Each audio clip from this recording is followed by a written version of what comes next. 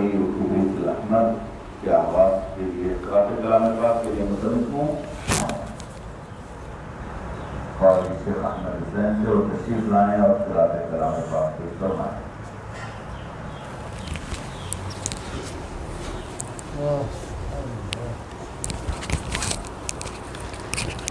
أعوذ بالله من الشيطان الرجيم. بسم الله الرحمن الرحيم.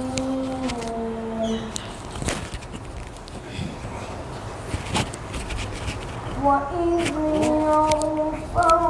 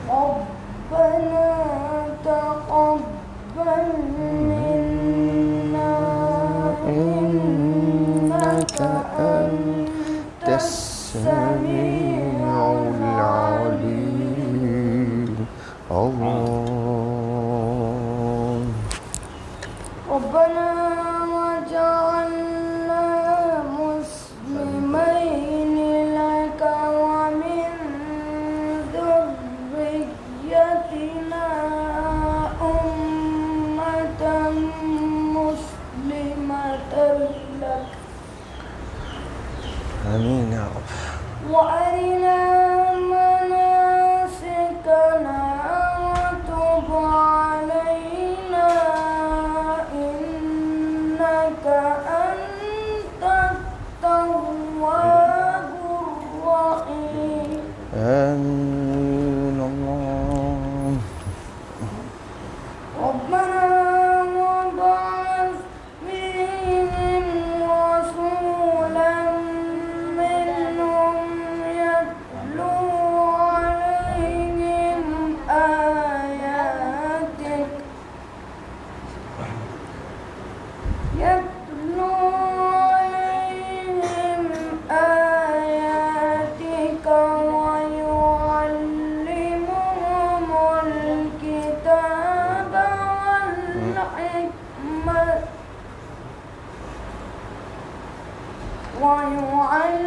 ويعلمهم الكتاب والحكمة ويزكيهم. الله. إنك أنت العزيز الحكيم. صدق الله العظيم. سبحان الله سبحان الله.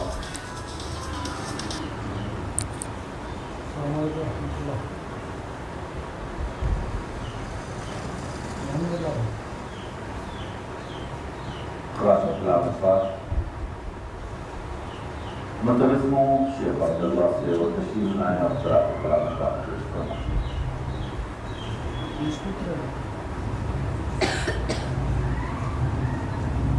السلام عليكم ورحمة الله. وعليكم السلام ورحمة الله وبركاته. أعوذ بالله من الشيطان الرجيم. بسم الله الرحمن الرحيم. يا رحمن يا رحيم.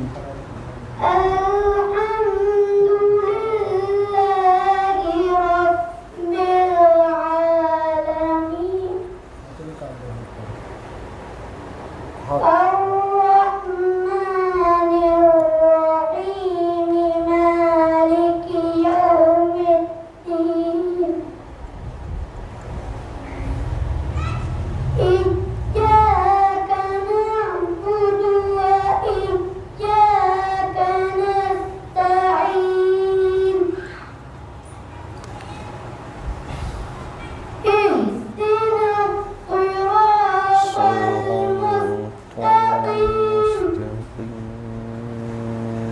صراط الذين أنعمت عليهم غير المغضوب عليهم ولا الضالين. آمين. صدق الله العظيم.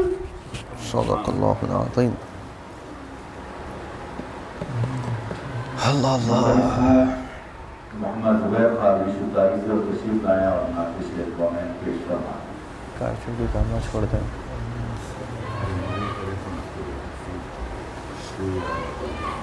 السلام علیکم ورحمۃ اللہ وبرکاتہ. ہے نظر میں جمال غنیمت. حبیب خدا، ہے نظر میں جمال حبیب خدا، جن کی تصویر سینے میں موجود ہے، جس نے لا کر کلام الہی دیا، جس نے لا کر کلام الہی دیا، وہ محمد مدینے میں اللہم صلی وسلم علیہ. پھول کھلتے ہیں پڑھ پڑھ کے صلی اللہ، جھوم کر کہہ رہی ہے یہ باب سبا باد سبا. پھول کھلتے ہیں پڑھ پڑھ کے صلی اللہ، جھوم کر کہہ رہی ہے یہ باب سبا، ایسی خوشبو چمن کے گلوں نے کہا، ایسی خوشبو چمن کے گلوں میں کہا، جو نبی کے اللہم صلی وسلم علیہ. میں موجود ہے. میں نے مانا کہ جنت ہے بہت حسین، چھوڑ کر ہم مدینہ نہ جائے کہیں، یوں تو جنت میں سب ہے مدینہ نہیں، یوں تو جنت میں سب ہے مدینہ نہیں، اور جنت مدینے میں موجود ہے. اے نظر میں جمال حبیب خدا، جن کی تصویر سینے میں موجود ہے. السلام علیکم. وعلیکم السلام ورحمۃ اللہ وبرکاتہ. سبحان اللہ. ادھر ادھر بیٹھے تو انگلیاں کرتے رہتے ہیں. متعلق ہوں حضرت مولانا سہیل اسرائیل علیہ السلام سے وہ آج کے درس کا آغاز فرمائیں. ایسا جو اپنا ایسا سامنے جو وہ ہٹا دو، اس کو سالم وہ ہٹا لو. ادھر آ جاؤ سامنے سینے کی ادھر طرف. دیوار کی طرف نہیں، ادھر ادھر بیٹھنا سر. ایسا اس کو ٹیکا لے کے بیٹھو. نہیں ٹیکے نہیں لینا بچہ، ٹیکے لیتے ہی نیند لگ جاتی سر. چلو بس ٹیکا نہیں. آ جاؤ سامنے. یہ کون ہے بیچ میں چھوٹو؟ آپ ادھر آؤ. اٹھاؤ سامنے لے کر بیٹھ جائے گی. الحمد للہ رب العالمین والصلاة والسلام على سید الانبیاء واشرف المرسلین وعلى آلہ الطیبین الطاہرین واصحابہ الاکرمین الافضلین اجمعین. اما بعد فاعوذ باللہ من الشیطان الرجیم. بسم اللہ الرحمن الرحیم. رب اشرح لي صدري ويسر لي امري واحلل عقدة من لساني يفقهوا قولي. رب زدني علما. ربنا لا علم لنا الا ما علمتنا انك انت العليم الحكيم.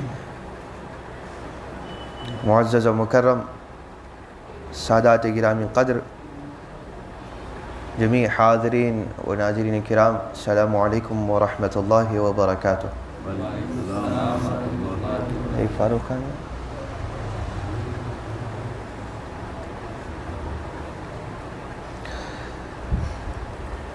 پچھلا درس صلاۃ الخوف کے حوالے سے بہت ہی زیادہ تفصیل طلب تھا اور تفصیلی طور پر اس کے اوپر گفتگو بھی ہوئی اور عملی نمونہ بھی اس کا دکھایا گیا. انشاءاللہ بعد درس کے ایک اور مختصر اس کا ایک نمونہ عملی پھر سے کیا جائے تاکہ وہ ہمیشہ ذہن نشین رہ جائے. آج عیدین کے حوالے سے گفتگو ہوگی. نماز عیدین. عید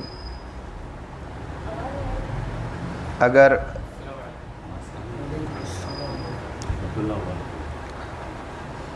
نماز عید کو ایک عید ہو تو عید کہتے ہیں, دو عید ہوں گے تو عیدین کہلاتی ہیں. عیدین سے بہت سارے بچوں کے لیے نیا لفظ ہوگا, تو عیدین سے مطلب دو عیدیں.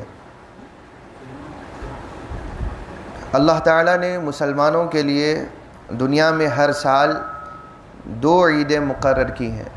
شریعت مطہرہ میں صرف دو ہی عیدیں ہیں, کوئی تیسری عید کا نہ تصور ہے نہ کوئی تیسری عید منائی جاتی ہے.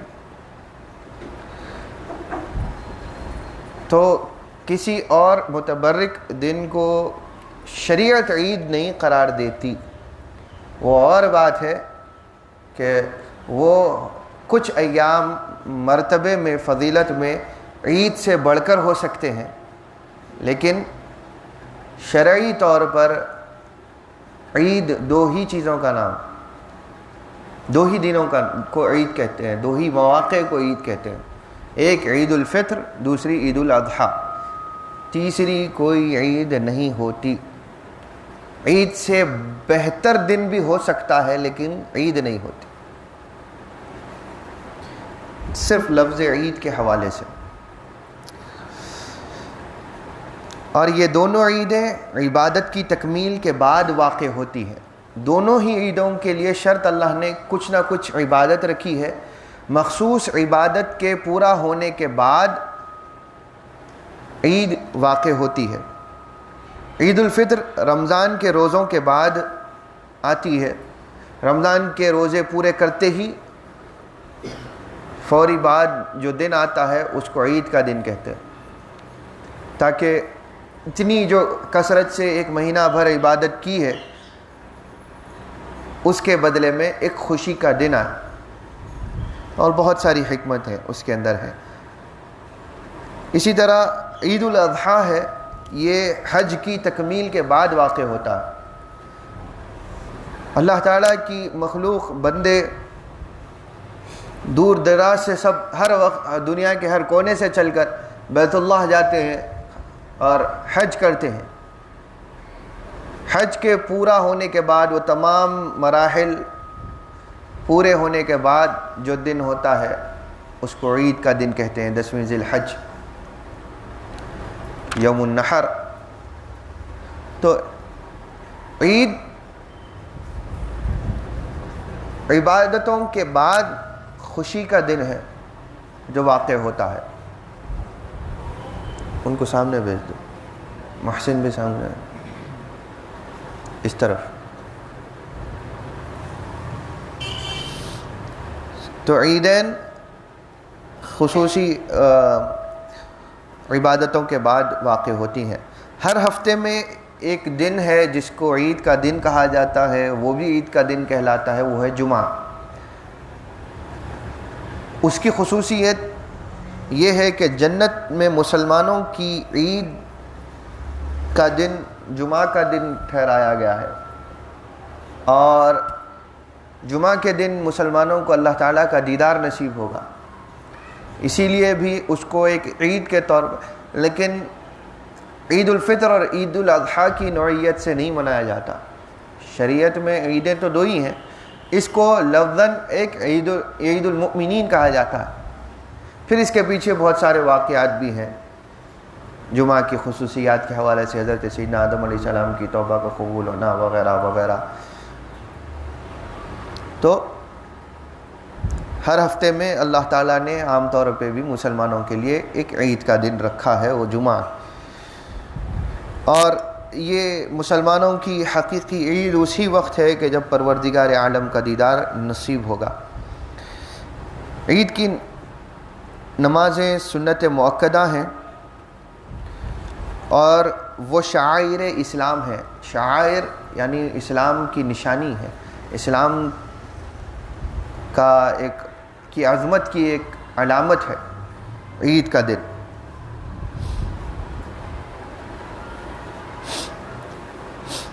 اور ان عیدین کو ترک کرنا دین کو حقیر سمجھنا ہے، اور عید کی نماز کا ترک کرنا مکروہ ہے۔ خاص طور پر عیدین کے دن خوشی نہ منائی جائے یا عید کو ترک کر دیا جائے، نظر انداز کر دیا جائے، تو یہ دین کو حقیر کمتر سمجھنے کے برابر ہے۔ اس دنوں کی اتنی اہمیت ہے کہ اس کو اس خوبی کے ساتھ منایا بھی جائے، اس کا اتنا اہتمام کرنا چاہیے۔ جو اس کے لیے اتنا اہتمام نہیں کرتا وہ دین کو کمتر سمجھتا ہے، ایک معمولی دن سمجھتا ہے، تو اس کے لیے دین کی اہمیت نہیں ہے۔ اور خاص طور پر لوگ سنت نماز ہے سمجھ کر، آج کل تو بہت عام ہے کہ لوگ عید کی نماز کو چھوڑ دیتے ہیں۔ یہ مکروہ ہے، جان بوجھ کر چھوڑنا بہت بڑا گناہ ہے۔ غلطی سے چھوٹ جائے اور مسئلہ ہے، لیکن جو اپنے دل میں نیت کیے ہوئے ہوتے ہیں اور ارادہ کیے ہوئے ہوتے ہیں اور اپنی افلاسی، اپنی غیر موقتی طور پر سو جانے کی عادت وغیرہ وغیرہ جیسی چیزوں سے اور آلس کی وجہ سے جو چھوڑ دیتے ہیں، یہ ان کے لیے گناہ کا سبب بن جاتی ہے۔ عید کی نماز 2 رکعت ہے۔ عید کی نماز 2 رکعت ہونے کے متعلق ائمہ کا اجماع ہے، چاہے وہ ابو حنیفہ ہو، شافعی ہوں، حنبلی ہوں یا مالک ہوں، چاروں ائمہ کا اور ان کے علاوہ جتنے ائمہ فقہ ہو گزرے سب کا اجماع ہے کہ 2 ہی رکعت ہیں، 2 سے زیادہ نہیں، 2 سے کم نہیں۔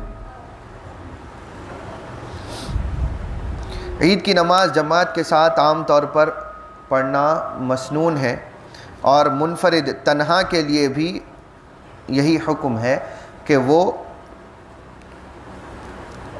نماز عید کی اس کے لیے بھی مسنون ہے، چاہے تنہا پڑھنے والا ہو یا جماعت کے ساتھ، مسافر ہو یا مقیم، مرد ہو یا عورت، حتیٰ کہ ممیز لڑکے کے لیے بھی عید کی نماز سنت ہے۔ جو ابھی ابھی تمیز سیکھا ہے اس لڑکے کے لیے بھی عید کی نماز پڑھنا سنت ہے۔ آپ سفر میں ہیں، عید کی نماز آپ کے لیے بھی سنت ہے۔ یہ نہیں کہ آپ مسافر ہیں، بلکہ آپ کے لیے بھی عید کے دن عید کی نماز پڑھنا 2 رکعت، مرد ہو یا عورت ہو، جماعت کے ساتھ پڑھنے والا ہو یا تنہا پڑھنے والا ہو، ہر ایک کے لیے یہ نماز سنت ہے۔ یہ نہیں کہ عید کی نماز کی جماعت ختم ہو گئی تو آپ نہیں پڑھیں گے، آپ کو اپنے طور پر تنہا پڑھنا چاہیے اگر جماعت کہیں نہیں مل رہی ہے۔ عید کے لیے اذان بھی نہیں ہے اور اقامت بھی نہیں ہے، بلکہ الصلاۃ جامعۃ سے ندا دی جائے گی اور لوگوں کو عید کے لیے بلایا جائے گا۔ بلا ضرورت عید کی نماز کی متعدد جماعتیں کرنا مکروہ ہے،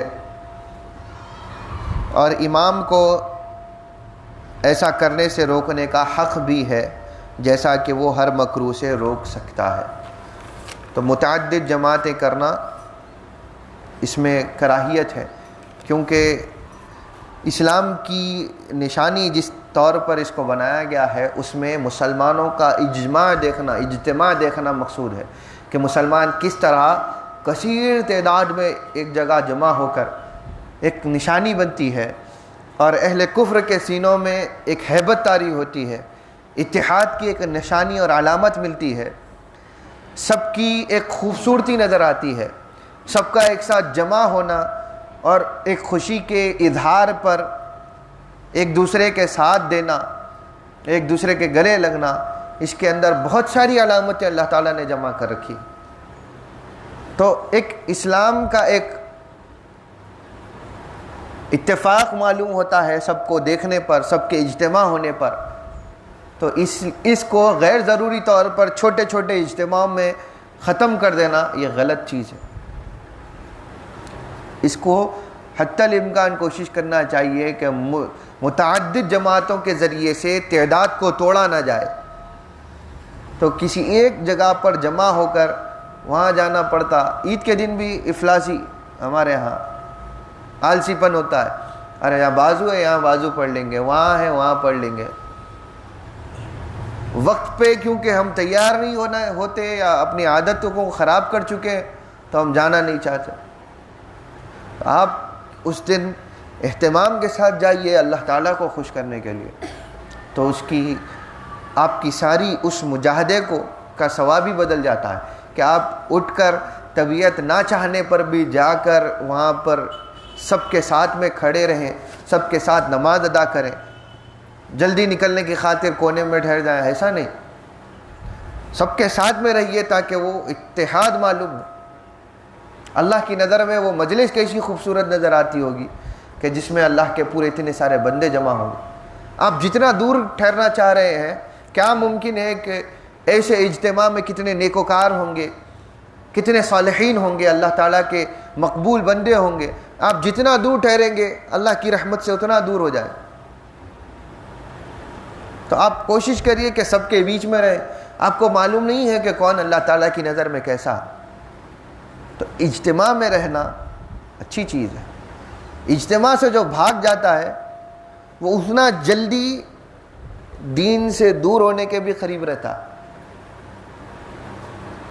بہت سارے جنہوں نے ایس ایس سی کمپلیٹ کیا ہے، شاید ممکن ہے کہ انہوں نے فزکس میں بورس تھیوری پڑھی ہوگی کہ جس میں ایٹامک سٹرکچر بتایا گیا ہے، اس کے 1B 2B 3B آربیٹلس ہیں، اس کے جو جتنا نیوکلیس سے دور رہتا ہے وہ الیکٹران اتنا جلدی علیحدہ کر دیا جاتا ہے، اس کی طاقت اتنی کمزور رہتی ہے، اور جس کا آپس میں کنیکٹیویٹی نہیں رہتی یا پیئرنگ نہیں ہوتی الیکٹران سے، وہ اتنا جلدی وہاں سے دوسرے آربٹ میں گھسنے کے قریب ہو جاتا ہے۔ تو نیوکلیس کیا کرتا ہے، اس کو پکڑ کے رکھتا ہے، اس کا میگنیٹیوڈ ہوتا ہے، تو جتنا نیوکلیس سے جو الیکٹران قریب رہتا ہے اتنا ہی اس کو الگ کرنا مشکل رہتا۔ تو آپ کیا کرتے ہیں، ہم دین کے معاملے میں بھی ایسے ہی جو دور ہو رہے ہیں۔ اللہ تعالیٰ نے ہر چیز میں، دنیا کی ہر تعلیم میں ایک نشانی رکھی ہے کہ سکھاتا ہے اللہ تعالیٰ۔ دیکھو نیوکلیس اللہ تعالیٰ نے دین کے صلحاء کو بنایا، ائمہ دین کو بنایا، اور آپ کی توجہ میری طرف رہنی چاہیے، باقی سب کی توجہ میری توجہ بھی کسی اور پہ رہنے دو، آپ کی یہاں رکھیے تاکہ آپ کی توجہ جلدی سے خراب نہ ہو۔ ابھی جیسا مسئلے کو جیسا سمجھایا جا رہا ہے، دیکھیے کہ پیچھے سے کوئی آتا ہے تو سب سے پہلے پیچھے کی طرف کون دیکھتے ہیں کہ جو سب سے پیچھے ہوں، کیونکہ ان کو اتنا جلدی آہٹ محسوس ہوتی ہے۔ میں مثال سمجھا رہا ہوں، آپ کو جتنا جلدی پیچھے سے کوئی اثر محسوس ہوتا ہے آپ اتنا جلدی پیچھے دیکھتے ہیں، جو جتنا سامنے ہوتا ہے اس کو اتنا پتہ نہیں چلتا، تو اس کی توجہ بہت دیر کے بعد میں پیچھے پلٹتی ہے۔ تو دین رسول اللہ صلی اللہ علیہ وسلم اس کا نیوکلیس، اور پروٹونز ایک ہیں نیوکلیس کے اندر، نیوٹرونز ایک ہیں، تو وہ پروٹونز اور نیوٹرونز، اگر رسول اللہ نیوکلیس ہیں تو اس میں پروٹونز اور نیوٹرونز کیا ہے، تو وہ پروٹون کہیں تو کتاب اللہ ہے، نیوٹرون کہیں تو وہ سنت رسول ہے۔ یہ دونوں انرجیز مل کر ایک نیوکلیس قائم کرتی، تو حضور صلی اللہ علیہ وسلم کی ذات گرامی ویسی۔ اسی طرح ہر آربٹ حضور کے قریب میں، جو سب سے پہلا آربٹ دیکھیں وہ صحابہ کی جماعت، اس کے بعد کا آربٹ دیکھیں، اس کے بعد کا آربٹ دیکھیں تابعین، اتباع التابعین، ان کے بعد آنے والے، ان کے بعد آنے والے، ان کے بعد آنے والے۔ اب رہی بات ہماری، تو ہم تو 1400 سال بعد والی کوئی ایک آربٹ کے اندر ہیں. اب ہم مضبوط رہنے کے لیے کیا کریں؟ ہم تو ویسے ہی دور ہیں، آپ یہ سمجھیں تو ایسا نہیں. آپ اگر اپنے سے علیحدہ نہیں ہونا چاہتے، آپ اب اس آربٹ سے نہیں نکلنا چاہتے، اس ایٹامک سٹرکچر سے باہر نہیں نکلنا چاہتے، تو آپ کو کیا چاہیے کہ تنہا نہ رہیں، اپنے آپ کی پیئرنگ کر لیں. پیئرنگ کس کے ساتھ کریں؟ تو صالحین کے ساتھ کر لیجئے، انرجی مضبوط ہو جائے گی. یعنی ایمان کا فیتھ، آپ کا بلیف مضبوط ہو جائے گا، تو آپ کو اتنا ہی ہٹانا دشوار ہو جائے گا. اور حقیقت میں اگر کوئی فزکس کو پڑھے، میٹا فزکس پڑھے اور ایٹامک فزکس پڑھے، تو اس کے اندر جو نکات ہیں وہ آپ کو اسپریچول پرنسپلز کی طرف لے کر جاتے ہیں، آپ کو روحانی اصول کی طرف لے جاتے ہیں. اور میٹا فزکس اور ایٹامک فزکس کے حقیقی بانی حضرت سیدنا امام الائمہ امام جعفر الصادق رضی اللہ عنہ ہیں. ان کے طالب علم نے چند چیزیں آپ کے دروس سے اپنی کتاب کے اندر اس چند اصول کو قائم کیا تھا. وہ اصول چل کر اس کے طلباء کے اندر جو ہے نا وہ منقسم ہوتے ہوتے ایک تھیوریز کی شکل میں نئے بنتے چلے گئے. لیکن اگر اس کے اصل کی طرف آپ جہاں پر آخر میں پہنچیں گے تو اس کی ڈور کا سرا جا کر ملے گا سیدنا امام جعفر الصادق رضی اللہ عنہ. تو یہ سارے علوم حقیقت میں اہل اسلام، اہل بیت و صحابہ کی خیرات ہے. جن کو ملا جو کچھ ملا رسول اللہ کی در سے ملا. تو ہم ہماری ہی چیزیں دوسروں کے اغیار سے پڑھ رہے ہیں، اور پڑھ کر اغیار ہی کے جو ہے نا افکار کے اندر اپنے آپ کو بھلا چکے. تو سب تعلیم کا مرکز کیا ہے؟ حضور نے بھی یہی بتایا، جو سب سے پہلی صف جو امام سے زیادہ قریب ہو وہ سب سے افضل،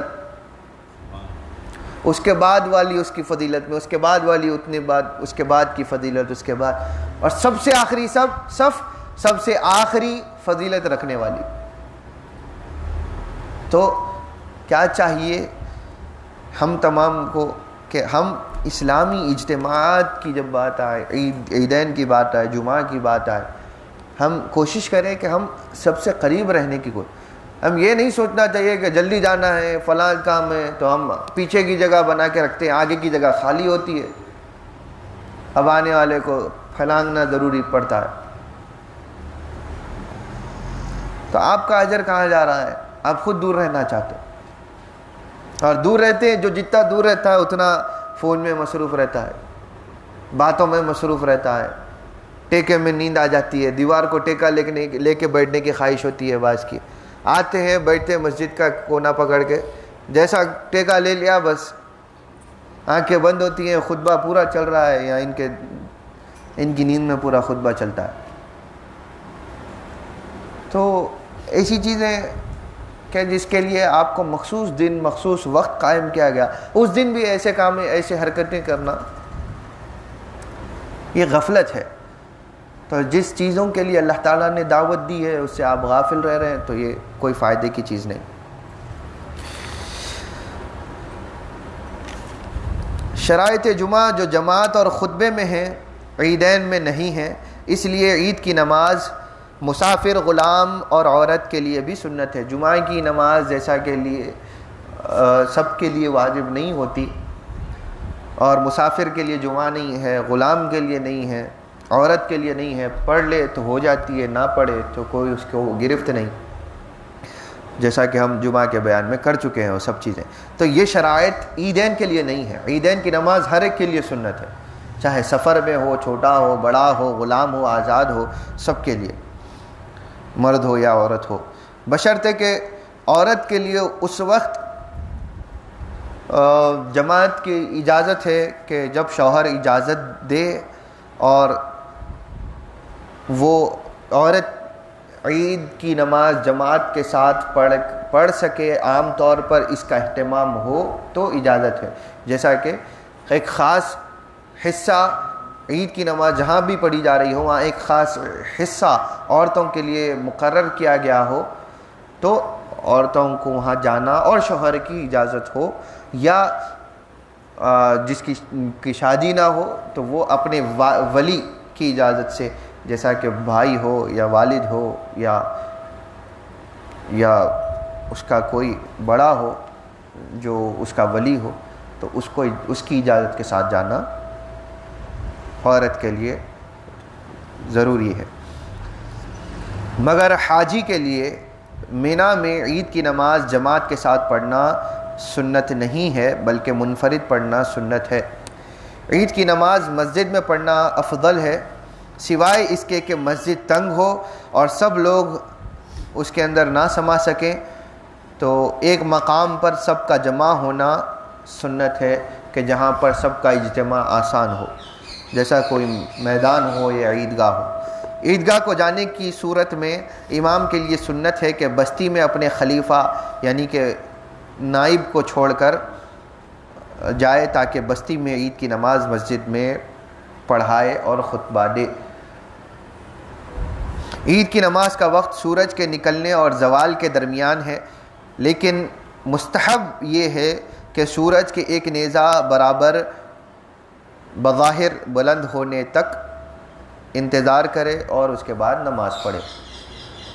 تو دیکھیے آپ عید کی نماز بھی ہو تو اول وقت پڑھنا، اور سورج نکل گیا اس لیے نماز شروع کر لے، جس کو عجلت ہوتی ہے کہ جلدی پڑھ کے فری ہو جائیں گے، تو وہ بھی نہیں۔ ایک نیزہ برابر بظاہر بلند ہو جائے، آپ کو ظاہری طور پر نظر آئے کہ ایک نیزہ برابر بلند ہو چکا ہے، تب آپ نماز پڑھیں گے، اور زوال تک اس کو ٹالنا اتنا ہی اس کی فضیلت کو کم کرنا۔ عید کی نماز سے قبل نفل پڑھنا مکروہ نہیں ہے، اور نماز کے بعد نفل صرف اس صورت میں پڑھی جا سکتی ہے جبکہ خطبہ نہ سنائی دے۔ اگر خطبہ نہیں سنائی دے رہا، قوم بہت زیادہ دور ہے، کچھ مصلی اتنے دور ہیں کہ وہاں پر خطبہ نہیں سنائی دے رہا، اب تو آج کل تو اسپیکرز ہیں تو سب کو سنائی دیتا، تو جہاں پر سنائی نہ دے ایسے حال میں وہ نفل نماز میں مصروف ہو سکتے ہیں۔ کبھی ایسا وقت آ بھی سکتا ہے کہ ہم سفر میں ہیں تو کوئی ایسے گاؤں میں چلے گئے جہاں پر اسپیکرز نہیں ہیں اور اجتماع کافی ہے، تو ویسی صورت میں نفل پڑھ سکتے ہیں۔ جن کو خطبہ سنائی نہ دے وہ، جن کو خطبہ سنائی دے رہا ہے اور وہ نفل پڑھ رہے ہیں تو وہ بھی غلط کر رہے ہیں، مکروہ ہے۔ البتہ امام کے لیے عید کی نماز سے پہلے یا بعد نفل پڑھنا قطعاً مکروہ نہیں ہے۔ عید کی نماز فوت ہو تو اس کی قضا سنت ہے، اس لیے کہ نفل موقتی کی قضا مسنون ہے۔ ہم اس کا بیان پہلے بھی کر چکے ہیں۔ نفل موقتی یعنی کہ جس کے لیے ایک ٹائم مقرر کیا گیا ہے کہ عید کی نماز یہ فلاں دن اور فلاں وقت میں ہی پڑھی جائے گی، تو ایسی سنت نمازیں کہ جس کا ایک وقت متعین ہو اس کی قضا پڑھی جا سکتی ہے، ٹھیک ہے، اس کی قضا پڑھیں گے اور پڑھی جا سکتی ہے۔ عام طور پر جو فرض نمازوں کے بعد نفل پڑھتے ہیں یا کوئی اور نفل نماز ہے، اگر وہ چھوٹ جائے تو آپ کو اس کی قضا ضروری نہیں ہے۔ موقتی ایک خاص وقت شریعت نے جس نفل نماز کا مقرر رکھا ہے اس کی قضا آپ پڑھ سکتے ہیں، اور پڑھنا بھی سنت ہے۔ اگر غروب آفتاب کے بعد رؤیت ہلال کی شہادت ملے یا رؤیت ہلال کا تصفیہ کیا جائے تو دوسری صبح میں نماز عید پڑھنا ادا پڑھی جائے گی، ورنہ زوال کے بعد قضا پڑھی جائے گی۔ یعنی کہ عید کا دن گزر گیا، رؤیت ہلال نے اعلان نہیں کیا تھا کہ آج عید کا دن ہے، کہ کسی وجہ سے رؤیت ہلال کو شہادت نہیں ملی۔ آپ تھوڑا ادھر بھی ہے جگہ، آپ بہنا تو رؤیت ہلال یعنی کہ 29 کی شب اعلان ہوا کہ چاند نظر نہیں آیا اور 30 کا روزہ ہوگا۔ آپ نے 30 کے دن روزہ رکھ لیا، لیکن حقیقت میں وہ عید کا دن تھا۔ تو آفتاب غروب ہو گیا، آپ نے روزہ رکھ لیا تھا، آفتاب آج کے دن کا غروب ہو گیا، افطار کر لیا، اور اعلان ہوا کہ نہیں دوسرا چاند ہے، چاند ہو چکا تھا، کسی وجہ سے چاند نظر نہیں آیا اور عید کا دن گزر چکا ہے، تو دوسرے دن کی صبح میں عید کی نماز ادا کی جائے گی اس کے وقت پر۔ اور اگر زوال کے بعد میں اطلاع ملے، یعنی آپ نے 30 کا روزہ رکھا تھا، زوال ہو گیا، اطلاع ملی کہ نہیں آج عید کا دن ہے، تو زوال کے بعد بھی قضا پڑی جائے گی، کیونکہ عید کی نماز کا وقت ختم ہو گیا۔ زوال سے پہلے اطلاع ملے تو عید کے لیے پھر جمع ہو جائیں گے۔ تو اس طریقے کے ساتھ میں پھر روزہ بھی نہیں ہوگا، وہ روزہ توڑنا پڑے گا، کیونکہ عید کا چاند کی اطلاع دیر سے ملی، وہاں پر عذر ہے، اور چونکہ فرائض وَلِتُكْمِلُوا الْعِدَّةَ وَلِتُكَبِّرُوا اللَّهَ، کہ اللہ تعالیٰ کا حکم ہے کہ عدت روزہ، عدد روزہ پورا ہونے کے بعد جب چاند دیکھ لو تو عید کی نماز تکبیر کہو۔ پہلے تو تم 29 اگر روزے ہو جائیں تو اگر چاند نظر آ جائے تو پھر تم عید کی نماز کے لیے جاؤ گے، اگر چاند نظر نہ آئے تو عدت یعنی مہینے کے پورا عدد یعنی 30 دن پورے کرو گے، نظر نہ آنے پر عدت پوری کرو گے، ایک مہینے کا جو اسپین ہے وہ پورا کمپلیٹ کرو گے، اس کے بعد عید کی نماز کے لیے تکبیر کہو گے۔ اگر بعد میں اطلاع ملے 30 کا روزہ رکھ لیا تھا تو روزہ توڑنا پڑتا ہے، اسے ماضی میں بھی واقعات ہوئے ہیں۔ تو بتا دیا گیا کہ اگر شام میں ملے تو دوسرے دن آپ کو عید کی نماز پڑھی جائے گی، کیونکہ شام میں اطلاع ملی تو لہذا دوسرے دن کے لیے آپ ادا پڑھیں گے جماعت کے ساتھ۔ اگر 30 کے دن ہی آپ کو اطلاع ملے تو زوال سے پہلے ملے گی تو پھر آپ نماز پڑھیں گے، زوال کے بعد ملے گی تو پھر قضا کریں گے۔ عید کی نماز 2 رکعت ہیں، پہلی رکعت میں تکبیر تحریمہ کے بعد 7 مرتبہ تکبیر کہی جائے گی، اور دوسری رکعت میں تکبیر قیام یعنی کہ آپ دوسرا سجدہ کرنے کے بعد جو اٹھتے ہیں، اٹھتے وقت جو اللہ اکبر کہتے ہوئے اٹھتے ہیں اس کو تکبیر قیام کہتے ہیں۔ تکبیر قیام کے بعد 5 مرتبہ تکبیر کہی جائے گی۔ پہلی رکعت میں نماز شروع کرنے کے لیے جو تکبیر کہی جاتی ہے اس کو تکبیر تحریمہ کہتے ہیں۔ تکبیر تحریمہ پہلی تکبیر کے بعد جو تکبیر کہی جاتی ہے اس کو تکبیر تحریمہ کہتے ہیں۔ پہلی نماز شروع کرنے کے لیے جو تکبیر کہتے ہیں اس کو تکبیر تحریمہ، اس کے بعد 7 مرتبہ تکبیر کہیں گے۔ پہلی رکعت ہونے کے بعد جب اٹھتے ہیں اللہ اکبر کہتے ہوئے، یہ تو عام نماز ہی کی تکبیر ہے، اس کے بعد کھڑے ہو جانے کے بعد پھر 5 مرتبہ تکبیر کہیں گے۔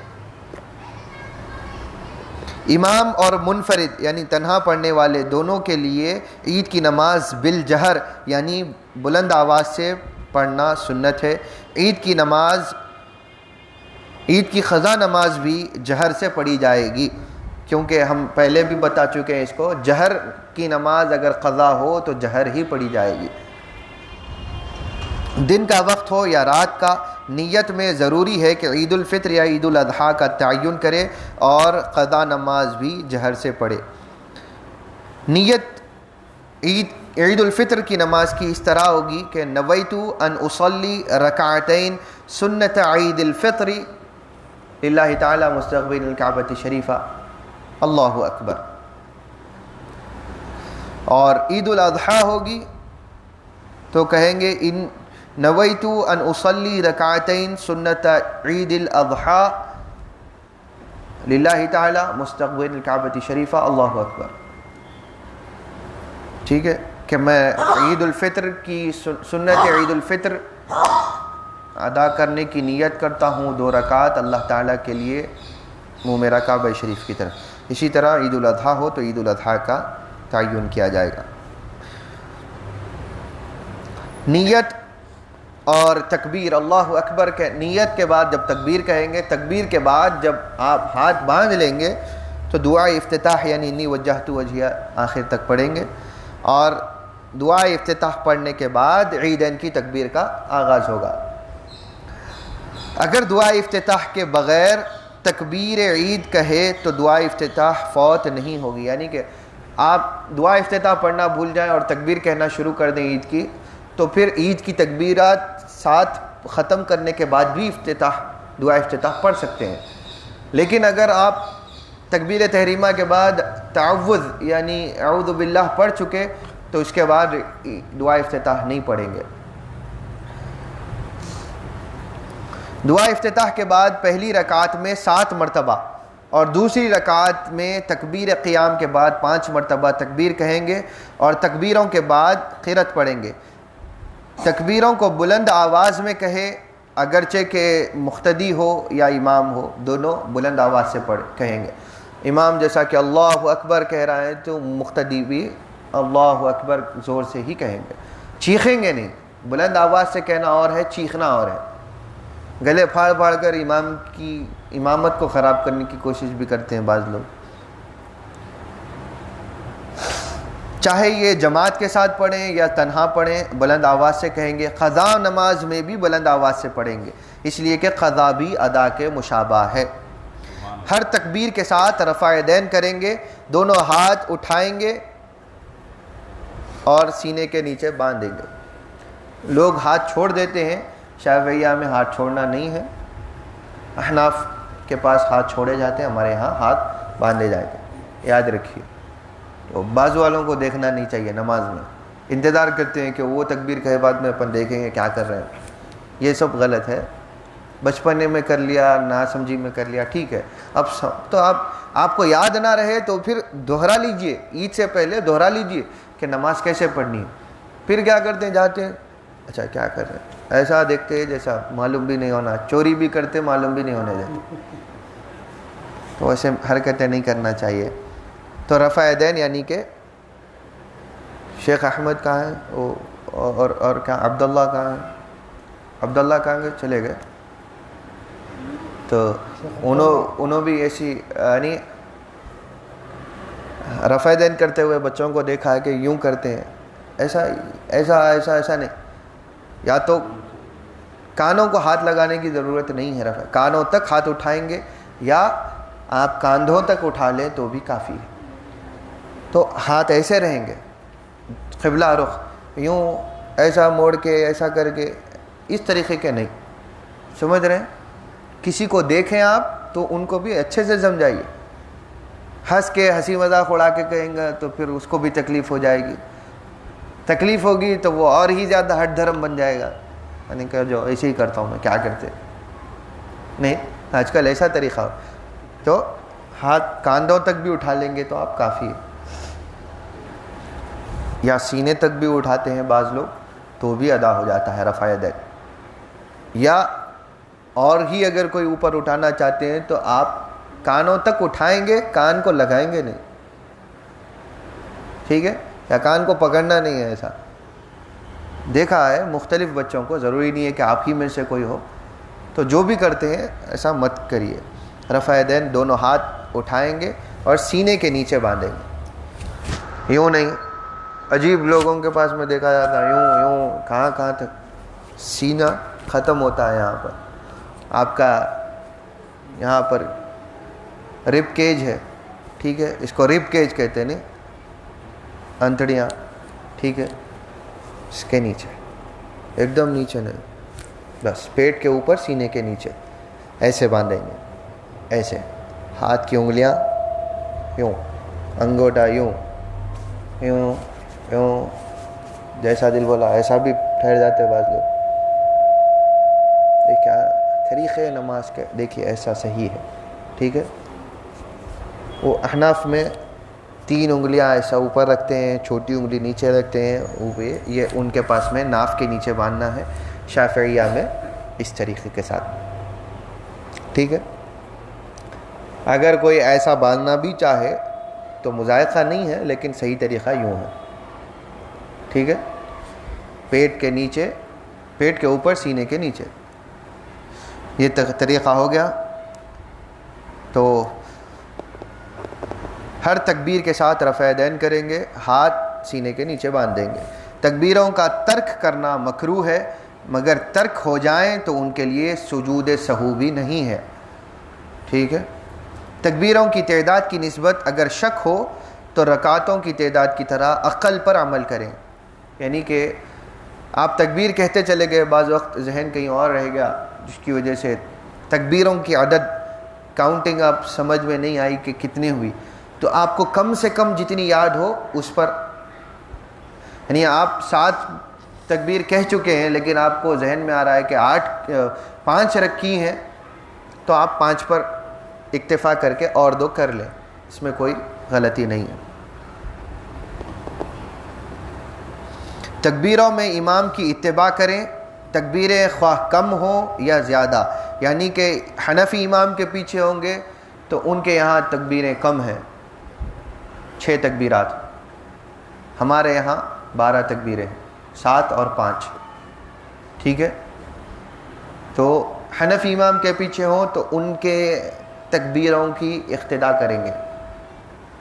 یا مالکی امام ہو تو ان کے ہاں 14 تکبیریں ہیں, 7 اور 7, تو آپ ان کی اتباع کریں گے, اس سے کوئی فرق نہیں پڑے گا. شافعی امام ہو تو شافعی امام کی اتباع کریے, ہم تو شافعی ہیں تو ہم شافعی طریقے کے ساتھ میں امام کی اتباع کریں گے. لیکن اگر پڑھانے والے حنفی ہیں تو ہمارے لیے کوئی مضائقہ نہیں. عجیب بات ہے کہ بعض علماء یہ بتاتے ہیں کہ احناف شافعی کے پیچھے پڑھتے ہیں تو ان کے طریقے کے ساتھ میں اگر تکبیریں زیادہ ہو جاتی ہیں تو نماز نہیں ہوتی, کہ باتیں کرتے ہیں. تو یہ کیسی بات. اور بہت سارے احناف پڑھنے والے شافعی امام پڑھا لے تو پریشان ہو جاتے ہیں کہ تو یہ تو الگ ہی نماز پڑھا دی. تو نہ آپ کوئی حنفی امام کی وجہ سے پریشان ہو, نہ حنبلی امام کے پاس بھی ہماری طرح تکبیریں ہیں, نہ مالکی امام ہو تو پریشان ہو, نہ شافعی ہو. تو ہم شافعی ہیں, اگر شافعی مل جائے تو بہت اچھی بات ہے, نہ ملے تو جو امام ہو, کم ہو یا زیادہ, اس سے آپ کی نماز میں فرق نہیں پڑے گا. اگر شافعی امام ہے اور آپ تکبیریں کم کہہ رہے ہیں تو اس میں یہاں پر آپ کو نماز میں کراہیت ہو جائے گی. اور اگر آپ تنہا پڑھ رہے ہیں اور آپ کم کر رہے ہیں یا زیادہ کر رہے ہیں جان بوجھ کر, تو یہاں پر فرق پڑ جاتا ہے. اسی طرح مسبوق جس نے تاخیر کے ساتھ جماعت میں شرکت کی, امام کی تکبیروں کی اتباع کرے گا. 2 تکبیروں کے درمیان کے فصل میں آہستہ آواز میں تسبیح پڑھیں گے, سبحان اللہ, الحمدللہ, ولا الہ الا اللہ, واللہ اکبر. اب کیا ہوتا ہے کہ تکبیر تحریمہ کے بعد اب عیدین کی تکبیریں شروع ہو رہی ہیں, اللہ اکبر, اللہ اکبر, اللہ اکبر. ایسا نہیں, اللہ اکبر اچھے سے ادا کر, اللہ اکبر, سبحان اللہ, الحمدللہ, لا الہ الا اللہ, واللہ اکبر, اللہ اکبر, سبحان اللہ, الحمدللہ, لا الہ الا اللہ, واللہ اکبر, اللہ اکبر. اس طریقے کے ساتھ اب تسبیح پڑھنے کی بات کی گئی تو اب ٹھہرے ہوئے, اللہ اکبر, سبحان اللہ, الحمدللہ. اتنا اطمینان سے بھی نہیں, اتنا تیز بھی نہیں کہ کیا پڑھ لی سمجھ میں نہیں آیا. ٹھیک ہے. تسبیح پڑھے اتنا, پڑھیں گے بھی تسبیح, پڑھے اتنا ہی نہیں بلکہ تسبیح پڑھنی بھی ہے, پھر تکبیر, پھر تسبیح, پھر تکبیر. سمجھ میں آ گیا. تکبیر کہیں گے. اس تسبیح کا ترک کرنا مکروہ ہے. تکبیروں کے بعد یہاں پہلی رکعت میں تعوذ اور سورہ فاتحہ اور سورۃ قاف پڑھیں گے, اور دوسری رکعت میں سورۃ الساعہ یا سورۃ القیامہ پڑھیں گے, اقتربت الساعۃ وانشق القمر, سورۃ القمر. ٹھیک ہے. سورۃ الساعہ یا سورۃ القیامہ کہا جاتا ہے اس کو. تو پہلی رکعت میں سورہ قاف یا دوسری رکعت میں سورہ قیامہ, یا یہ یاد نہ ہو تو پہلی رکعت میں سورۃ الاعلی, سبح اسم ربک الاعلی, اور دوسری رکعت میں سورۃ الغاشیہ یعنی هل اتاک حدیث الغاشیہ. یہ بھی یاد نہ ہو تو پہلی رکعت میں سورۃ الکافرون اور دوسری رکعت میں سورۃ الاخلاص پڑھیں گے۔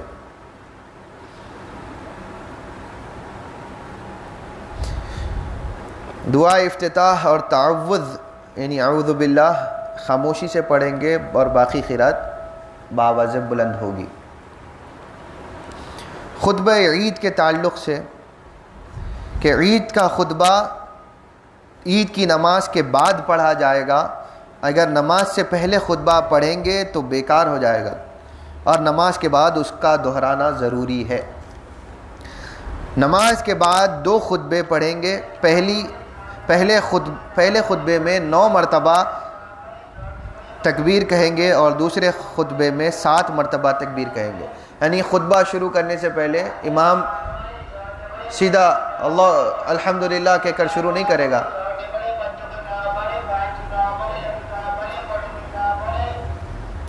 بعد امام خطبہ شروع کرنے سے پہلے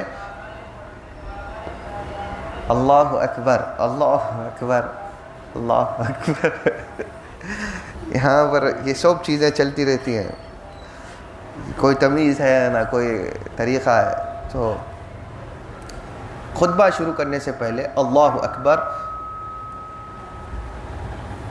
اللہ اکبر اللہ اکبر 9 مرتبہ پہلے خطبے میں، بغیر اس کو کہے کہ اگر شروع کرے گا تو سنت ترک ہو جائے گی۔ دوسرے خطبے میں 7 مرتبہ اللہ اکبر، اسی طرح اس کے بعد دوسرا خطبہ شروع ہوگا۔ عید کی نماز جماعت کے ساتھ پڑھی جائے تو خطبہ پڑھنا سنت ہے، اگر تنہا پڑھے گا یعنی جماعت چھوٹ گئی یا سفر میں تھا اکیلا پڑھا، جماعت نہیں ملی اکیلا پڑھ لیا تو خطبہ سنت نہیں ہے۔ عورتوں کی جماعت عورتوں ہی نے اگر مقرر کی ہے، یعنی مرد کے پیچھے جا کر نہیں پڑھی تھی، عورتوں نے عورتوں کی جماعت بنائی ہے، تو ان کے لیے بھی نماز کے بعد خطبہ سنت نہیں ہے۔ اگر عورتوں میں سے کوئی عورت نماز کے بعد کھڑی ہو کر واعظ یا نصیحت کرے کے طور پر چند کلمات کہے تو اس میں کوئی حرج نہیں ہے، لیکن باقاعدہ خطبہ نہیں دیا جائے گا۔ عید کے خطبے کے ارکان وہی ہیں جو جمعہ کے خطبے کے ہیں، البتہ جمعہ کے خطبے میں جو امور مشروط ہیں، جو چیزیں مشروط ہیں وہ عید کے خطبے میں مستحب ہیں۔ خطبہ اسی طرح پڑھیں گے کہ دوسروں کو سنائی دے، اور حاضرین خاموشی کے ساتھ خطبہ سنیں گے، آپس میں باتیں کر لیتے نہیں سنیں گے۔ خطبہ عربی میں ہو اور خطیب مرد ہوگا، نہ خنثی ہوگا نہ عورت ہوگی، مرد ہوگا۔ خطبے کی تکبیروں میں موالات یعنی پے در پے خطبے دینا سنت ہے، 2 تکبیروں کے درمیان طویل فاصلہ ہو، یعنی کہ اللہ اکبر کہہ کر رک گئے، انتظار کر رہے ہیں کہ لوگ خاموش بیٹھ جائیں یا لوگ سیٹل ہو جائیں، یہ سب مکروہ چیزیں ہیں۔ اللہ اکبر اللہ اکبر اللہ اکبر اللہ اکبر، اس طرح تکرار کے ساتھ میں خود تکبیریں کہی جائیں گی۔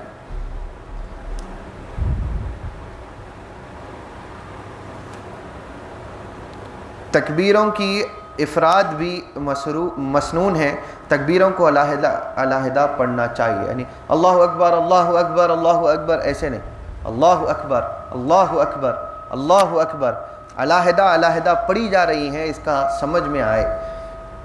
اس کو فردیت کہتے ہیں، فردیت تکبیرات بھی سنت ہے، 1 سے زیادہ تکبیروں کو نہیں ملایا جائے گا۔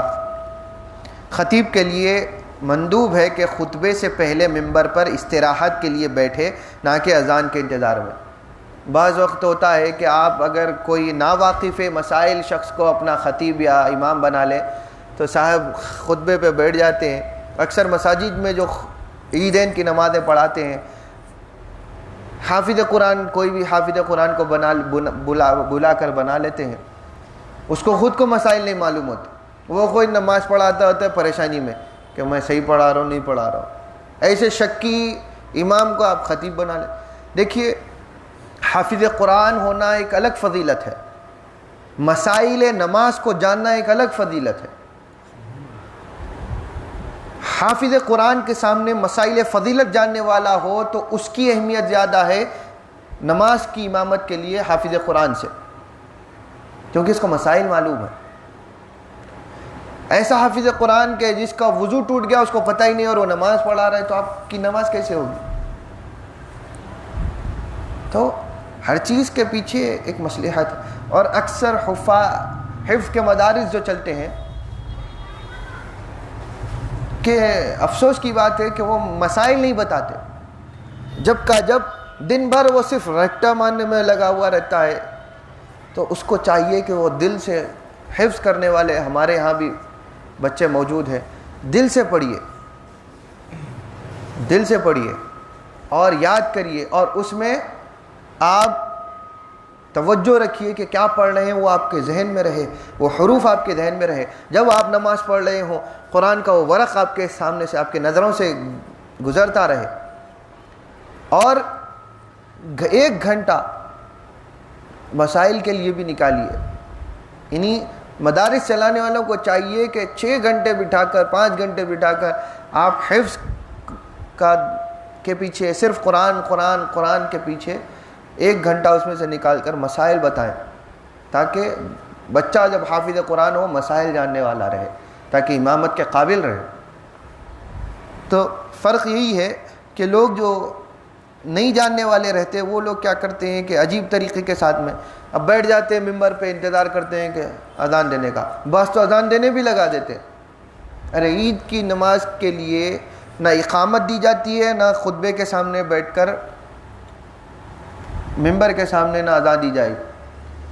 تو بیٹھیں گے استراحت کے لیے، تھوڑا سا بیٹھے، توقف کیا، پھر اٹھ کھڑے ہوئے، تکبیر شروع کی، 9 مرتبہ تکبیر گئی، اس کے بعد خطبے کا آغاز، پھر پہلا خطبہ ختم ہونے کے بعد پھر بیٹھیں گے، زیادہ لمبا نہیں، تھوڑا سا بیٹھیں گے، اس کے بعد پھر کھڑے ہوں گے، 7 مرتبہ تکبیر کہیں گے، دوسرا خطبہ شروع کریں، پھر اس کے بعد میں دعا ہوگی وغیرہ وغیرہ۔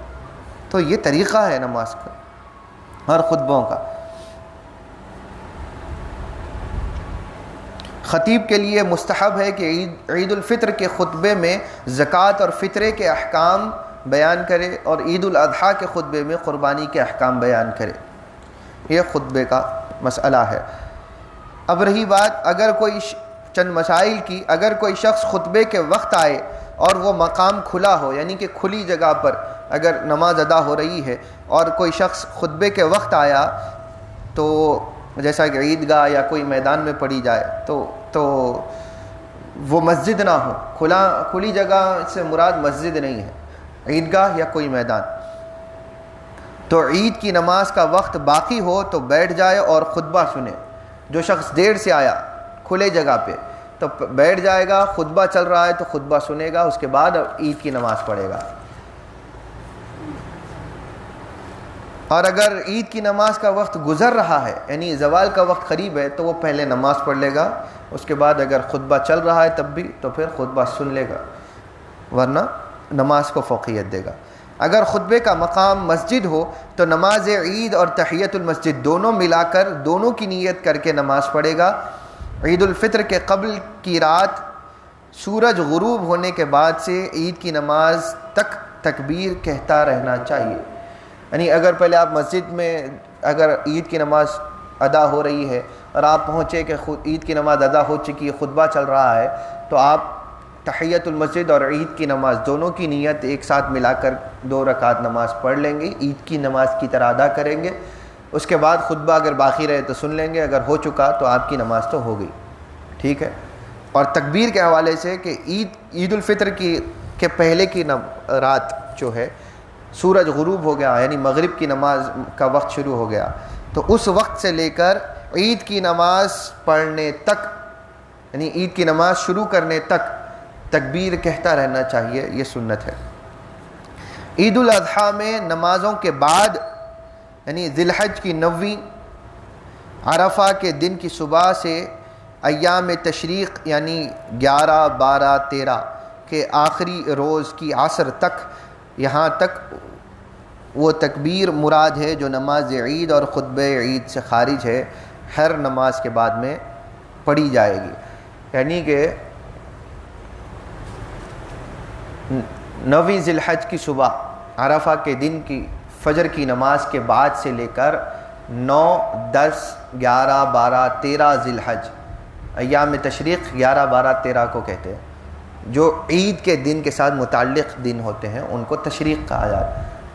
9 ذی الحج عرفہ کا دن ہے، 10 ذی الحج عید کا دن ہے، باقی 11, 12, 13 یہ تشریق کے دن ہے۔ تو ان دنوں میں آپ کو 5 دن، یعنی 13 ذی الحج کی عصر کی نماز کے بعد تک آپ تکبیرات کہیں گے ہر فرض نماز کے بعد، اور ہر سنت نماز کے بعد بھی پڑھیں تو یہ بہت اچھا ہے، لیکن فرض نماز کے بعد پڑھنا بہت زیادہ سنت مؤکد ہے، تو اس کو ادا کرنا چاہیے۔ اب یہ جو عید کی تکبیرات ہیں، یہ جو ذی الحج کی تکبیرات ہیں، یہ عید کی تکبیر سے الگ ہیں، یعنی کہ عید کی تکبیر الگ چیز ہے، یہ 5 وقت کی، یہ جو 5 دن کی جو تکبیرات ہیں ہر نماز کے بعد، یہ تکبیرات کا ثواب ایک الگ چیز ہے، ٹھیک ہے، دونوں کو ملائیے۔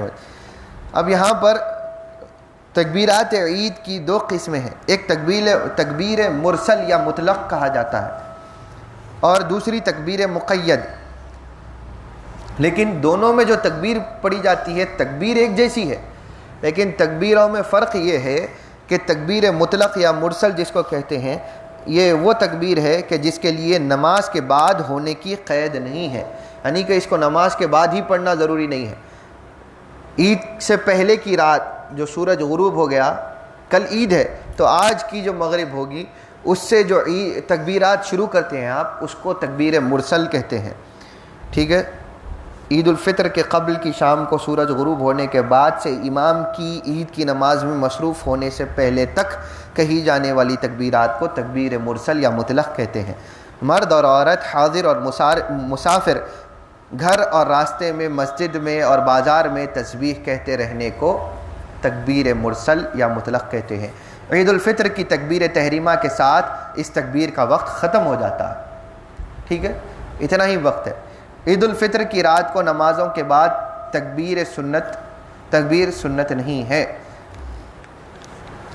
تکبیر دوسری ہے تکبیر مقید، وہ تکبیر جو عید الاضحیٰ میں عرفہ کی صبح سے تشریق کے آخری دن کی عصر تک ہر ایک نماز کے بعد بلند آواز سے کہی جاتی ہے، اور حاجی اس تکبیر سے مستثنیٰ ہے، اس لیے کہ حاجی کا شعار لبیک ہے، اور حاجی تحلیل تک لبیک کہتا رہے گا، اور البتہ تحلیل کے بعد حاجی بھی تکبیر کہے گا۔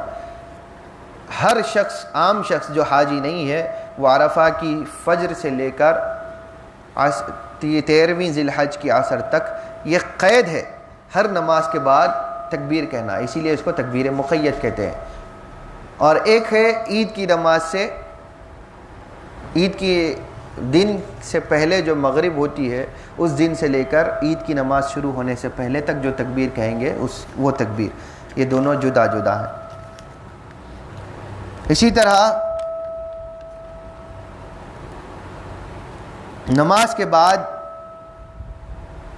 فصل واقع ہونے سے یہ تکبیر فوت نہیں ہوتی، یعنی کہ آپ کبھی فرض نماز ادا کرنے کے بعد ایام تشریق میں تکبیر کہنا بھول گئے ہوں تو اس تکبیر کا تعلق یعنی فصل سے تکبیر کا وقت ختم نہیں ہوتا، آپ دعا کر لینے کے بعد یاد آیا تو پھر اس کے بعد میں بھی تکبیر کہہ سکتے ہیں۔ اس تکبیر کا تعلق خاص ان ایام سے ہے جو 9ویں سے لے کر 13ویں ذی الحج تک ہیں، تو ہر نماز کے بعد اس کا پڑھنا ضروری ہے۔ اگر دوسرے ایام کی نمازیں ان کے ایام میں پڑھی جائیں گی تو ان کے بعد بھی تکبیر کہنا چاہیے، یعنی کہ ان دنوں کی نمازیں اگر قضا ہو گئی کسی سے، 9 سے 13 کے درمیان کی کوئی نماز اگر کسی سے قضا ہو گئی، کوئی عام دنوں میں پڑھی ہے، تو جب اس دن کی قضا اگر عام دن میں پڑھے تو اس دن کی نماز کے بعد، قضا کے بعد بھی آپ تکبیر کہیں گے۔ اسی طرح ان ایام کی نمازیں ان کے بعد اگر قضا کی جائیں تو تکبیر نہیں کہی جائے گی، یعنی ان دنوں میں کوئی اور دنوں کی فرض یا سنت آپ قضا کر رہے ہیں تو اس میں آپ تکبیر نہیں کہیں گے، لیکن ان وقتوں کی نماز اگر قضا ہو گئی تو آپ کو تکبیر کہنا چاہیے۔ یہ تکبیر فرض، سنت راتبہ، تحیۃ المسجد اور نماز جنازہ ہر ایک نماز کے بعد کہی جائے گی۔ ہر دن میں آپ کو، آپ کی توجہ یہاں، تو ہر دن میں آپ کو ان 5 دنوں میں اگر نماز جنازہ ہوگی یا تحیۃ المسجد ہوگی یا اشراق کی نماز ہوگی، کوئی نماز پڑھیے یا سنت راتبہ پڑھیے، اس کے بعد بھی یہ تکبیر دہرانا چاہیے۔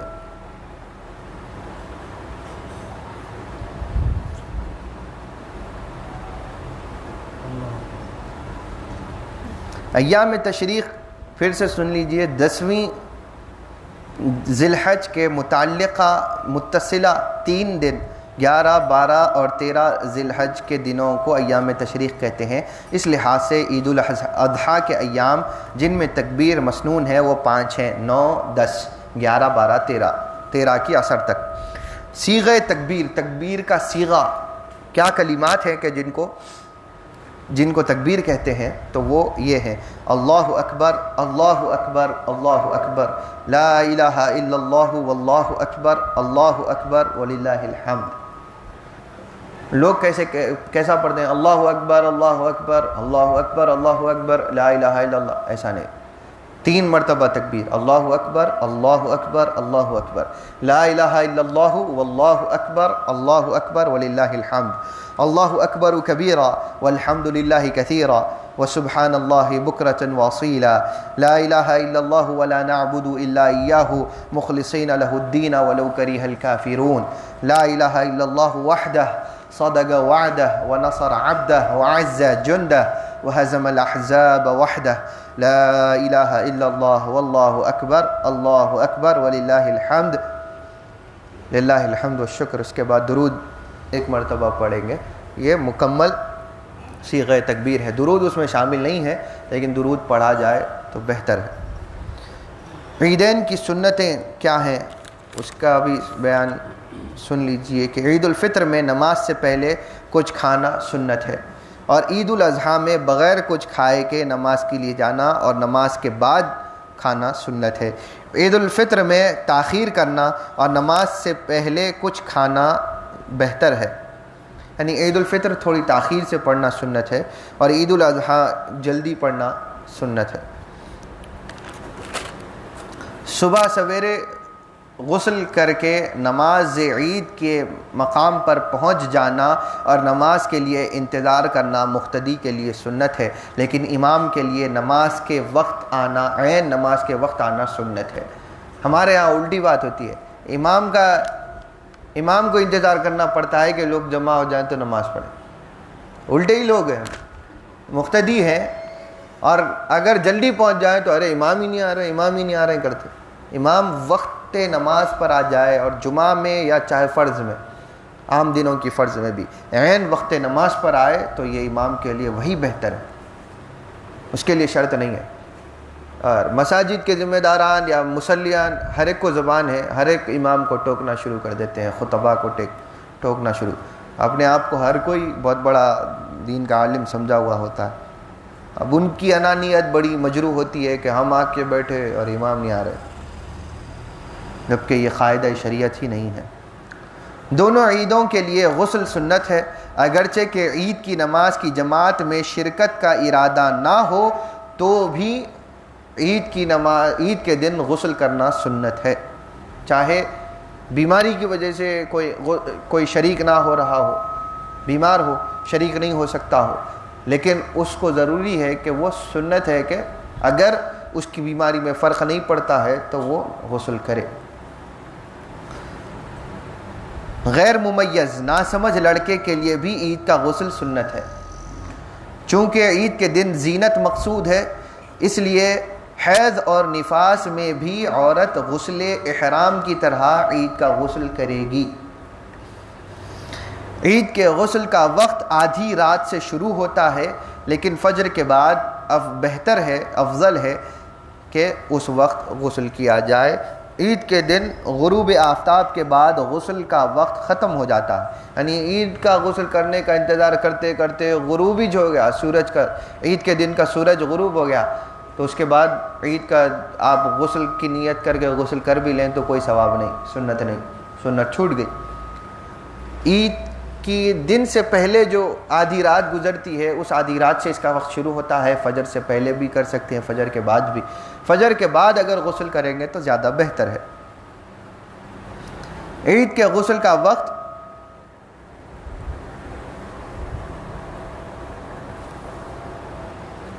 سورج کے غروب ہونے کے بعد ختم ہو جاتا ہے۔ خوشبو کا استعمال اور عمدہ لباس پہننا یہ بھی سنت ہے، اور افضل لباس سفید ہے۔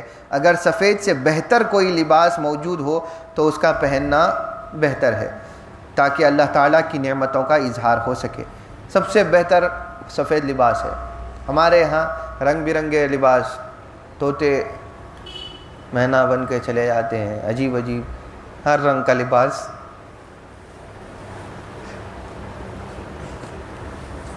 زیب تن ہوتا ہے اور عجیب عجیب نئی نئی جگہوں سے کٹا ہوا ہوتا ہے، اس کو پہن کے نمازیں پڑھنے کے لیے چلے جاتے ہیں۔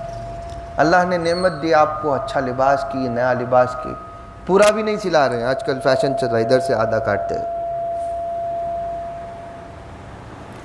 تو غریب وہی پھٹا ہوا لباس پہن کے آیا، آپ اس کو بازو نہیں بٹھائیں گے، کیوں کہ اس کی غربت کی وجہ سے پھٹا۔ آپ جان بوجھ کر پھاڑتے ہیں تو وہ آپ کے لیے نعمت بن جاتا ہے۔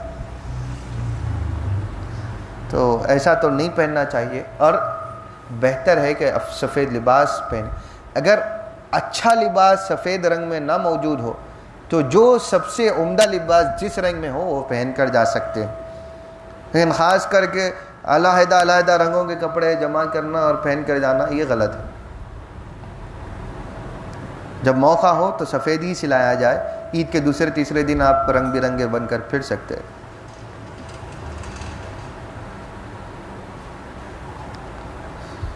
عید کی نماز کے لیے بڑے اور طویل راستے سے پیدل جانا اور سہولت و سکون کے ساتھ چلنا اور قریب کے راستے سے واپس آنا سنت ہے۔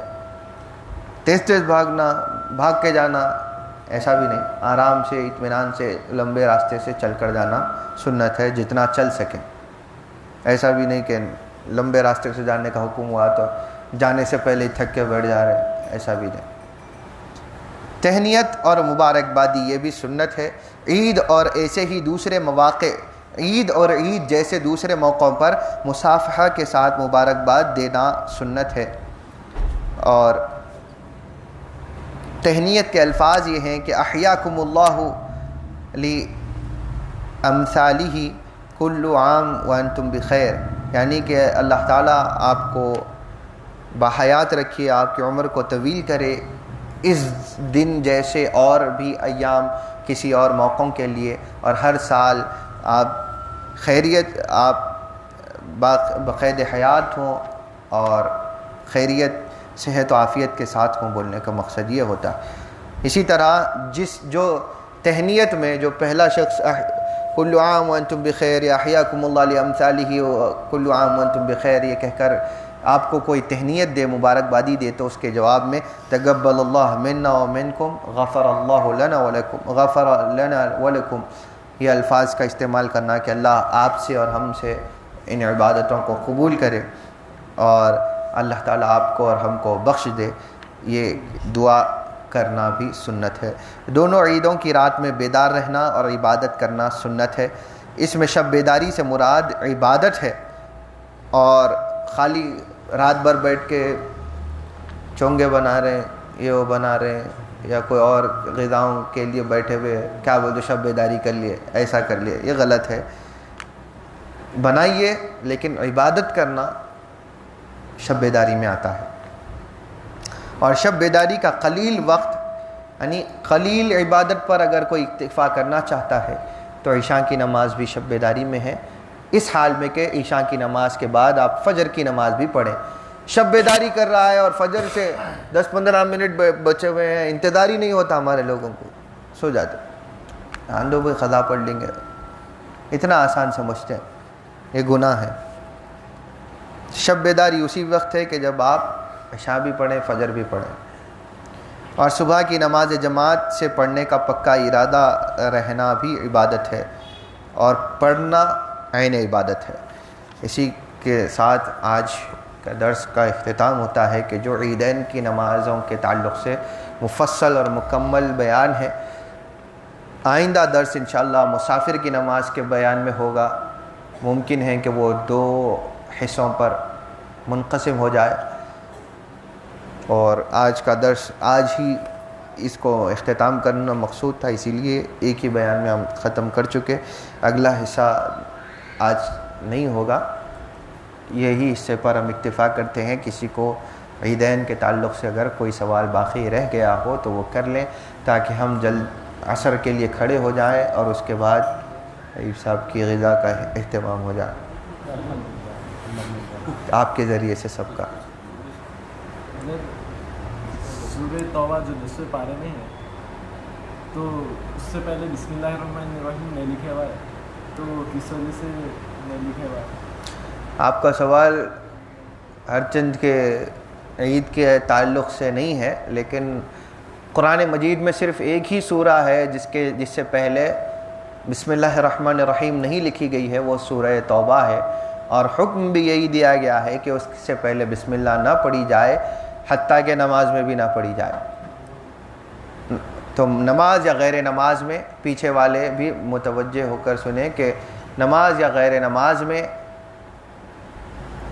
بھی بسم اللہ نہیں پڑھنے کا اسی لیے حکم ہے کہ بسم اللہ جو ہے الرحمن الرحیم، اللہ کے نام سے شروع، جو بڑا مہربان اور بے انتہا رحم فرمانے والا ہے۔ یہ اس میں اللہ کی شفقت، مہربانی اور اس کے رحم کا ذکر ہے، جبکہ سورہ توبہ میں اللہ کے عذاب کا، اللہ کی ناراضگی کا ذکر ہے۔ حالانکہ دوسرے صورتوں میں بھی اللہ کے عذاب کا ذکر ہے، لیکن یہاں عین ان چیزوں کا ہے کہ جہاں پہ اللہ نے اپنی ناراضگی کا اظہار کیا اور ان قوموں کو تباہ کیا۔ تو یہاں پر اس سے پہلے رحمت کا اللہ کی ذکر کرنا خلاف قاعدہ ہے، تو اسی لیے اللہ کی ناراضگی کے ذکر کے وقت میں اللہ کی رحمانیت کا ذکر نہ کیا جائے۔ اگر کوئی پڑھ لے نہیں معلوم، گناہ تو نہیں ہے، لیکن نہیں پڑھنا چاہیے، کیونکہ حضور نے نہیں پڑھا اور قرآن میں بھی ویسا ہی درج ہے اور صحابہ نے بھی ویسا ہی کیا تھا۔ تو جو چیز قائم ہو چکی ہے اس کے خلاف کرنا جان بوجھ کر یہ غلط ہے، اور انجانے میں اگر پڑھ لیا ہے تو کوئی بات نہیں۔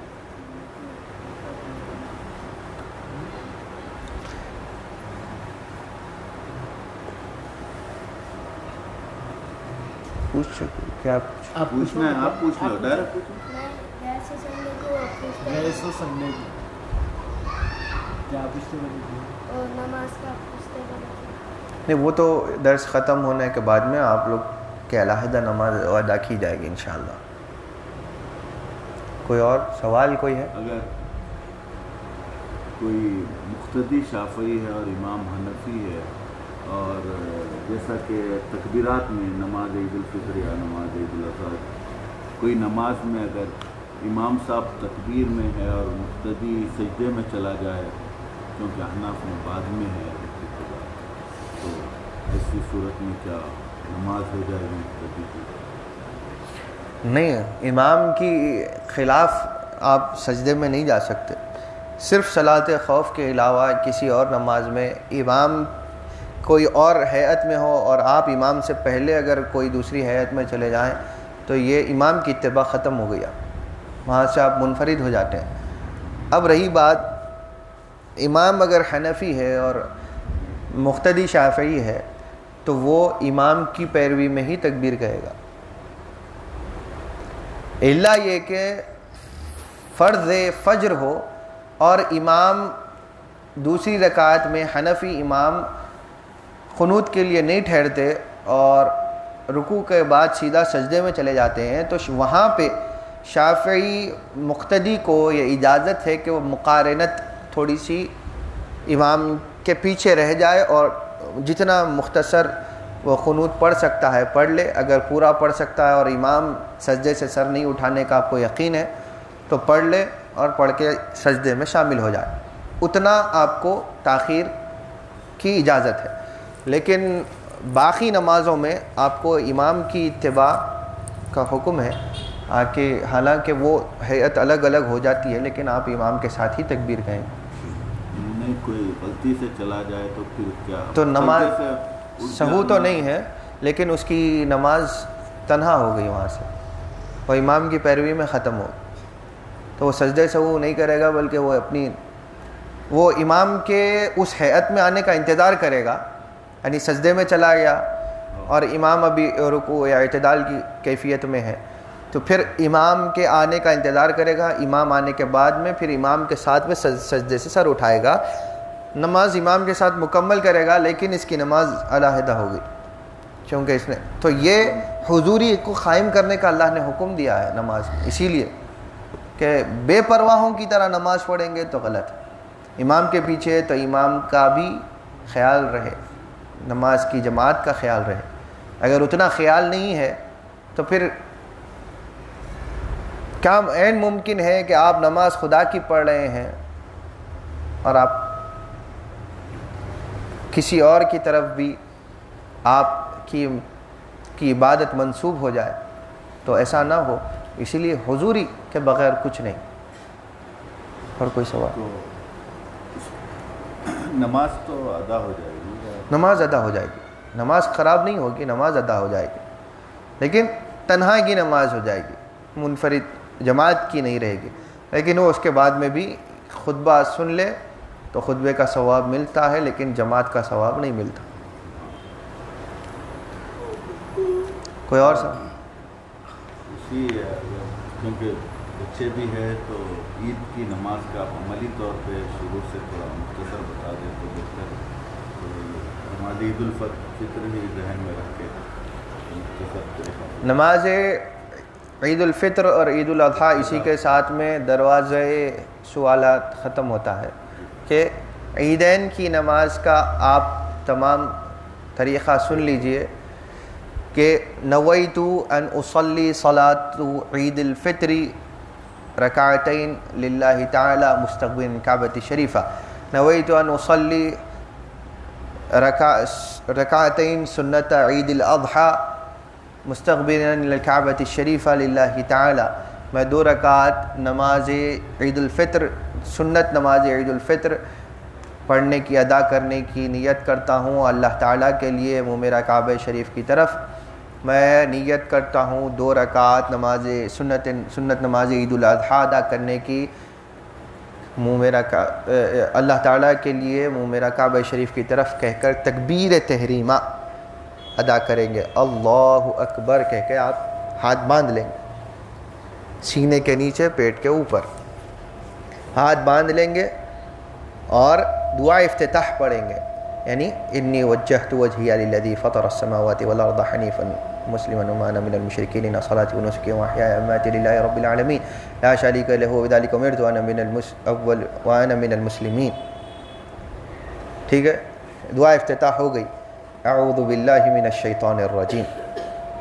اس کے بعد اللہ اکبر سبحان اللہ الحمدللہ ولا الہ الا اللہ واللہ اکبر. ایک تکبیر ہو گئی. پہلی تکبیر تکبیر تحریمہ تھی، یہاں سے اب تکبیروں کی گنتی. پہلی تکبیر ہو گئی. دوسری تکبیر اللہ اکبر سبحان اللہ الحمدللہ ولا الہ الا اللہ واللہ اکبر اللہ اکبر. 3. اسی طرح 7 مرتبہ کہیں گے. 7ویں تکبیر اللہ اکبر کہنے کے بعد بسم اللہ الرحمن الرحیم الحمدللہ رب العالمین الرحمن الرحیم سورہ فاتحہ ہوگی آخر تک. اس کے بعد کوئی سورہ پڑھا جائے گا، یعنی سورۃ الاعلیٰ یا سورۃ الکافرون پہلی رکعت میں. اس کے بعد رکوع سجدہ عام نمازوں کی طرح ہی ہوگا. دوسری رکعت کے لیے جب آپ اٹھیں گے دوسرے سجدے کے بعد اللہ اکبر کہہ کر اٹھیں گے، ہاتھ باندھ لیں گے. اب تکبیرات عیدین پھر شروع ہوں گی. اللہ اکبر سبحان اللہ الحمدللہ ولا الہ الا اللہ اللہ اکبر اللہ اکبر سبحان اللہ الحمدللہ ولا. اسی طرح 5 تکبیرات کہیں گے. 5ویں تکبیر اللہ اکبر کہنے کے بعد بسم اللہ الرحمن الرحیم. یا تکبیر قیام دوسری رکعت سے اٹھتے وقت آپ اٹھنے کے بعد جب ہاتھ باندھتے ہیں اعوذ باللہ من الشیطان الرجیم پڑھ لیجئے. بسم اللہ نہیں، صرف تعوذ. اس کے بعد اللہ اکبر اللہ اکبر 5 تکبیرات ہونے کے بعد بسم اللہ سے شروع کریں. ٹھیک ہے. پھر باقی نماز وہی رکوع وہی سجدے، اس کے بعد نماز پورا قاعدہ وغیرہ سب ایک جیسا ہے. ٹھیک ہے، سمجھ میں آ گیا. اس کے بعد میں مبارکبادی شروع نہیں کریں گے. ٹھیک ہے، تہنیت ایک دوسرے کو شروع نہیں کریں گے. خطبے سنیں گے. خطبے کے بعد دعا ہوگی. دعا کے بعد میں آپ آپس میں ملاقات کریے، مبارکبادی دیجیے. ٹھیک ہے، یہ ہو گیا طریقہ ادائے نماز عیدین. دونوں ہی عید کی نماز اسی طریقے سے ادا ہوگی. حناف میں بھی سنت سب کے لیے حناف میں واجب ہے یہ نماز. عید کی نماز احناف میں واجب ہے، ہمارے ہاں سنت مؤکدہ ہے. ٹھیک ہے. حضرت ایک دو سوالات الگ آئے تھے آج کے درس سے ہٹ کے. تو پہلے یہ کہ جب حالت جنابت میں غسل کوئی کر رہا ہے تو وضو کی ضرورت نہیں، تو ایسی حالت میں کیا اس کا غسل کے ساتھ ہی وضو ہو جائے گا؟ کیونکہ کسی بھی غسل کے لیے وضو کی ضرورت نہیں ہے، چاہے جنابت کا ہو، حیض و نفاس کا ہو، یا کوئی فرض یا سنت غسل ہو. آپ پانی آپ کے جسم سے بہہ گیا، اس کے اندر آپ کا وضو بھی شامل ہے، آپ کو الگ سے وضو کی ضرورت نہیں. یہ سب شافعی میں نیت فرض ہے تو سوال کرے تو ہم ابتدا ہی میں غسل کی جب نیت کر لیتے ہیں تو نیت غسل کے اندر چونکہ آپ کے پورا ہی جسم آ جاتا ہے تو اس کے لیے آپ کو الگ سے وضو کی نیت کی ضرورت نہیں رہتی. بعض احباب الگ سے نیت بھی کرتے ہیں، دونوں نیتیں ملا لیتے ہیں وضو اور غسل کی، تو بھی درست ہے، وہ بھی درست ہے، لیکن ضروری نہیں ہے کہ وہ نیت کو رکھا جائے. آپ صرف غسل کر لیتے ہیں تو اس کے اندر آپ کا وضو شامل ہے. اور ایک سوال یہ تھا کہ اگر مقتدی ایسے وقت پہنچے ظہر جی نہیں آپ کے ساتھ ظہر کے وقت پہنچے، ظہر یا عشاء کی نماز امام صاحب پہلی رکعت پڑھ چکے ہیں، دوسری رکعت میں شامل ہوئے، تو باقی کی نماز کس طریقے سے ادا کرنا چاہیے وہ پوچھنا چاہ رہے تھے کہ یہ امام کی جو تیسری رکعت ہوتی ہے اس میں ہی سورہ پڑھنا چاہیے، سورہ فاتحہ کے بعد ضم سورہ، یا چوتھی رکعت میں، کیونکہ تیسری رکعت دوسری رکعت. آپ کا سوال سمجھ گیا. تو وضو اس وقت قائم ہوگا کہ جب آپ کا سطر چھپا ہو. غسل کرتے وقت اگر آپ ایسا تو کرنا ہی نہیں چاہیے، آپ کا سطر چھپا ہوا ہونا چاہیے، یعنی آپ کا سطر ہے ناف سے لے کے گھٹنے کے نیچے تک وہ چھپا ہوا ہو اور آپ غسل کریں، اور جو سطر ہے اس میں آپ بعد میں جو ہے نا کپڑے کے اندر سے پیچھے سے ہاتھ ڈال کے، آپ کپڑے کے پیچھے سے ہاتھ ڈال کے آپ وہ جگہ کو پانی بہائیں گے اور صاف کریں گے.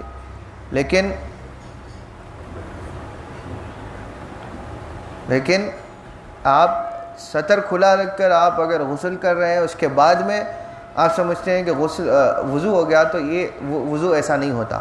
وضو بلا سطر نہیں ہوتا. سطر نہ ہو تو مکروہ ہے. ٹھیک ہے، اس کراہیت کو دور کرنے کے لیے آپ کو سطر لازم ہے. سطر تو پورا گھٹنوں تک ہے نا، عام طور پر انڈر ویئر میں سطر چھپا کے ہی غسل کرنا ہے. ہم غسل کے بیان میں بھی یہ بات بتا چکے تھے. سطر ناف سے لے کر آپ کے گھٹنوں تک تو وہ چھپا ہوا ہونا چاہیے. اگر اس میں وضو نہیں شامل ہوگا، اگر غسل ہو بھی جاتا ہے لیکن اگر وہ چھپا ہوا نہ ہو، لیکن وہ کراہت والا ہے، اسی لیے آپ کو غسل میں بھی آپ کا سطر جو ہے اس کو چھپانے کی حکم دیا گیا. یہ بحث اس میں بھی ہم کر چکے تھے، اگر کھول کر دیکھیں تو ابھی بھی شامل ہوگا. تو اگر اب تک کسی کو پتہ نہیں تھا اور اس وجہ سے انہوں نے ایسا کیا ہے تو یہ خیال رکھنے کی کوشش کیجئے کہ سطر کو چھپا کر ہی غسل کریں، اور سطر کو کھولے بغیر اس میں ہاتھ پہنچا کر پانی وغیرہ ہاتھ کے ذریعے سے یا کسی اور چیز کے ذریعے سے پانی اور وہاں کی گندگی صاف کی جائے تو یہ بہتر ہے. ورنہ غسل نہیں ہوتا ایسا تو نہیں کہہ رہے ہم، لیکن ویسے غسل کا حکم نہیں دیا گیا بلا سطر رہنے کا. اور وضو تو قطعاً بلا سطر اشد کراہیت والا ہے. ہم مکروہ ہونا اور نہ ہونا اس میں فرق ہے، تو اس کو سمجھتے ہوئے رکھیے. ہر جگہ ہم بیان نہیں کرتے چلے آئیں گے کہ مکروہ اور ہے نہ ہونا اور، صرف کراہیت اور بلا کراہیت کی بات ہو رہی ہے. ہاں اب رہی بات سوال کہ اگر کوئی شخص 4 رکعت والی نماز میں داخل ہوا، پہلی رکعت ہو چکی تھی جماعت میں تو دوسری رکعت میں شامل ہوا، تو جہاں جو شخص جماعت میں شامل ہوتا ہے وہاں اس کی پہلی ہے. ٹھیک ہے، یہ بات ہمیشہ ہے ہر نماز کے لیے. آپ دوسری رکعت میں شامل ہو رہے ہیں تو یہ دوسری آپ کے لیے پہلی ہے. آپ تیسری رکعت میں شامل ہو رہے ہیں تو وہ آپ کے لیے پہلی ہے. آپ جس جر سے شروع کریں گے وہ آپ کے لیے پہلی ہے. تو اب پہلی رکعت ہو چکی تھی، آپ دوسری رکعت میں شامل ہوئے، سورہ فاتحہ کے بعد ضم سورہ امام بھی پڑھیں گے تو آپ اس کے ساتھ شامل رہیں گے. دوسری رکعت میں امام قاعدہ کریں گے، ان کی دوسری ہے، آپ کے لیے پہلی ہے، لیکن آپ امام کے چونکہ تابع ہیں تو امام کے ساتھ قاعدے میں رہیں گے. امام پھر اس کے بعد تیسری رکعت کے لیے اٹھیں گے تو آپ امام کے ساتھ اٹھ جائیں گے. امام کے تابع رہنے کی وجہ سے آپ کی جو دوسری رکعت ہے آپ اس میں سورہ فاتحہ اور ضم سورہ آپ پڑھ سکتے ہیں، یا کوئی چھوٹی صورت یا 3 آیتیں یا کوئی ایک بڑی آیت آپ کو موقع مل جائے، جتنا آپ پڑھ سکیں پڑھ لیں. اگر موقع ہی نہ ملے، آپ صرف سورہ فاتحہ پڑھ سکے ہیں تو بھی اس میں آپ کے لیے کوئی حرج نہیں ہے، کیونکہ آپ جماعت میں شریک ہوئے اور امام کے آپ تابع ہیں. ٹھیک ہے، اب دوسری رکعت میں آپ کو قاعدے کی ضرورت نہیں ہوگی، آپ الگ سے قاعدہ نہیں کریں گے. امام کے ساتھ امام کی تیسری اور آپ کی دوسری رکعت کے بعد آپ اٹھ جائیں گے. پھر امام کی چوتھی ہوگی، آپ کی تیسری ہوگی، پھر امام کے ساتھ میں آپ قاعدہ کریں گے. آپ کا پہلا قاعدہ ہوگا، یہ گنا جائے گا، اور امام کا آخری قاعدہ.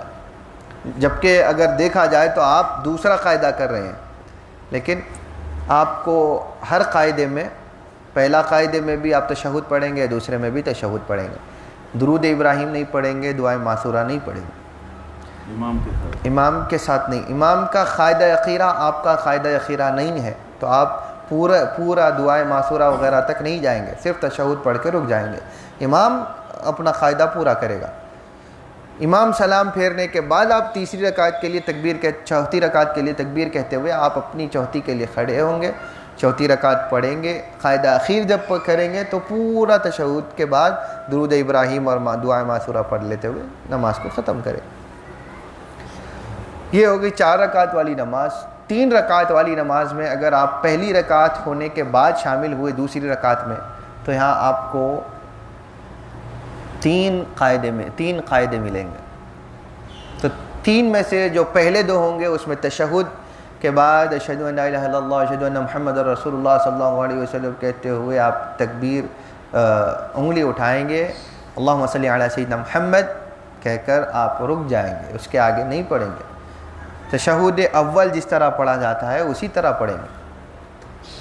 پھر آپ تیسری رکعت کے لیے جب اٹھیں گے، تیسری رکعت ختم کے لیے جب تشہد آخر میں بیٹھیں گے تو پورا آخر تک پڑھیں گے اور سلام پھیریں گے.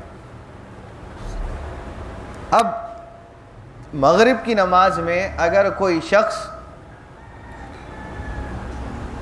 دوسری رکعت کے اعتدال کی حالت میں، یعنی امام رکوع سے اٹھ چکے تھے اس حالت میں، یا امام پہلے سجدے میں ہے اس حالت میں، دوسرے سجدے میں، اس حالت میں اگر شامل ہو تو ایک مصلی کو 4 قاعدے ملتے ہیں، اور چاروں قاعدوں میں 3 قاعدے تشہد اول کی طرح پڑھے جائیں گے اور صرف آخری بیٹھک میں اختتام تک پڑھے گا.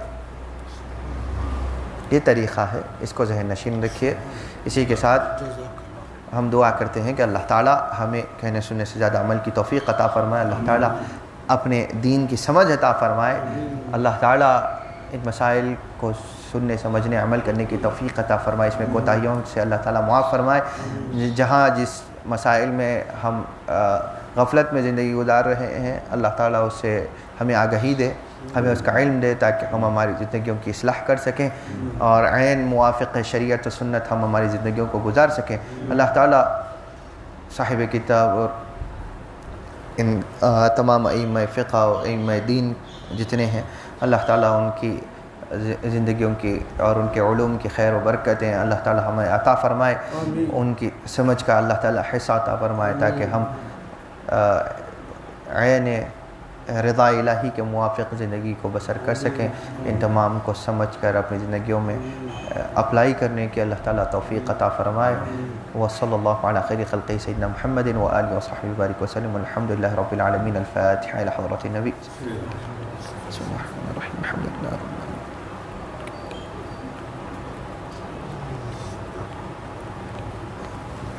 آمین آمین آمین. اللہم آمین. اللہم اجعل جمعنا هذا جمعا مرحوما وجعل تفرقنا من بعده تفرقا معصوما ولا تدع فينا ولا منا ولا معنا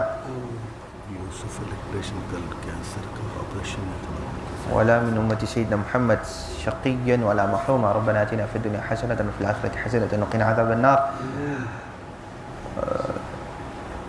دعا کے لیے گزارش ہے کہ یوسف الیکٹریشین کا کل کینسر کا آپریشن ہے. اللہ تعالیٰ ان کو صحت و عافیت عطا فرمائے. جلد سے جلد اللہ تعالیٰ ان کے کینسر کو کینسل فرما دے.